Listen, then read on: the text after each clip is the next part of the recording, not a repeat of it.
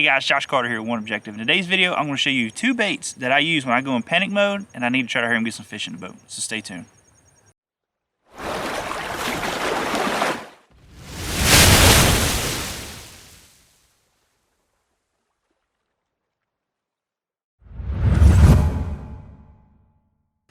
Alright guys, like I said in this video, I'm going to show you two baits that I use when I go in panic mode. And I mean, it's happened to all of us. We get those times where you either need to finish out a limit, the bite, you know, you're doing good in the morning and it just got tough, or you just can't get no bites all day long. And especially in the fall where you have days where, you know, you can have one day it's really good and the next day just sucks, like where the front comes through or whatever, it just really messes it up. So these two baits right here, they're finesse style bait.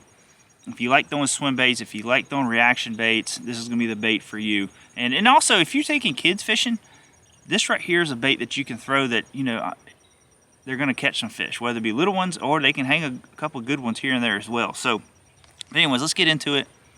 This is the Kytek 3.3. This is on an 1/8 ounce head. This is an awesome little bait, especially if you glue it. I always glue it, you know, right before, especially like right before tournament. I know, you know, it's going to be several minutes before I put a line in the water.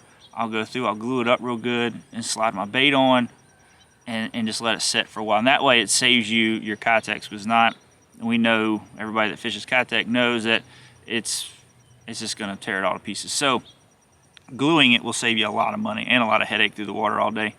But this bait is great for skipping under docks, you know, if you're bringing around edges of weed lines, whatever it may be, especially this time of the year. In the fall, a lot of your bait fish are really small. They're not chasing, I mean, I'm sure they're still eating gizzard shad, but if you look, you'll see a lot of bait balls in the backs of the creeks, in these pockets and all that, and a lot of the shad are really teeny, so you're trying to match the hatch at this time of the year. So, but this little bait right here, it kind of saved me during practice. Granted, my tournament didn't go as well.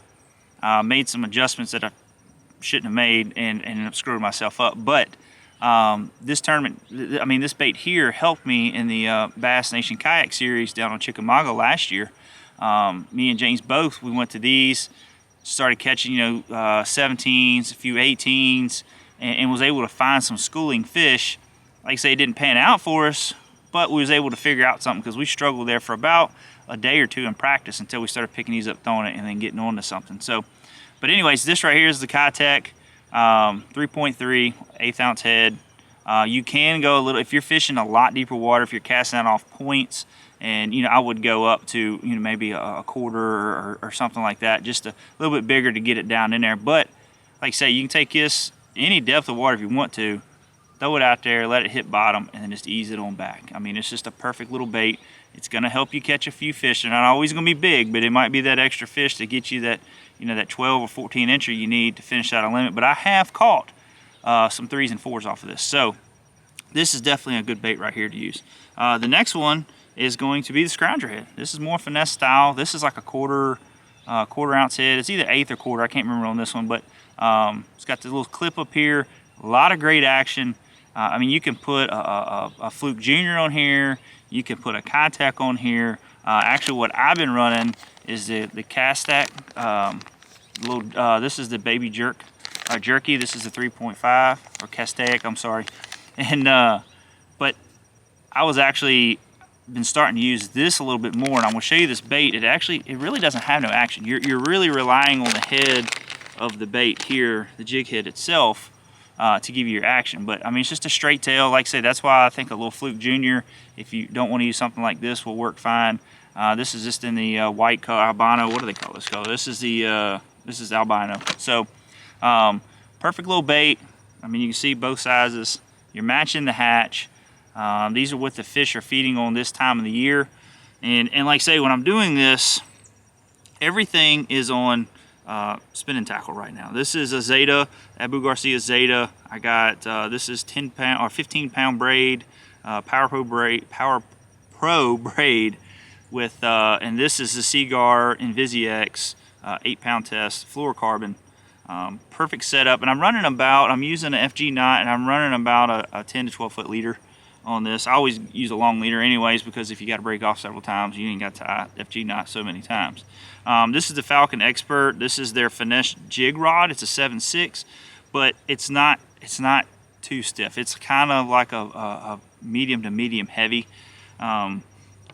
It's got a good backbone, but it's got that really soft tip, so you can sling these baits out there. You can skip these baits really well, and also you got that that flex to it to let them really load up. You don't have to set the hook real hard. And most of the time when they hit these, they're either swatting it or they're choking it. You know, so it ain't no jerking it real hard. Just let the fish hit the hook. Just ease into them.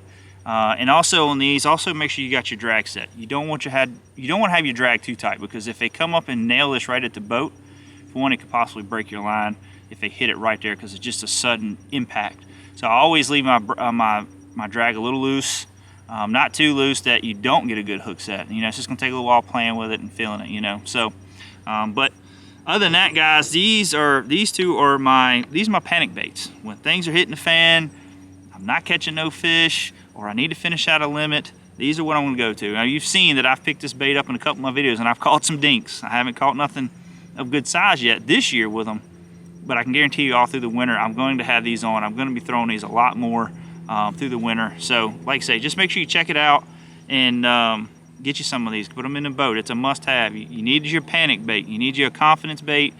Some guys even like throwing shaky heads as their panic bait. You know, they'll go through and say, all right, I'm gonna settle down, I'm gonna throw this shaky head, and that works too.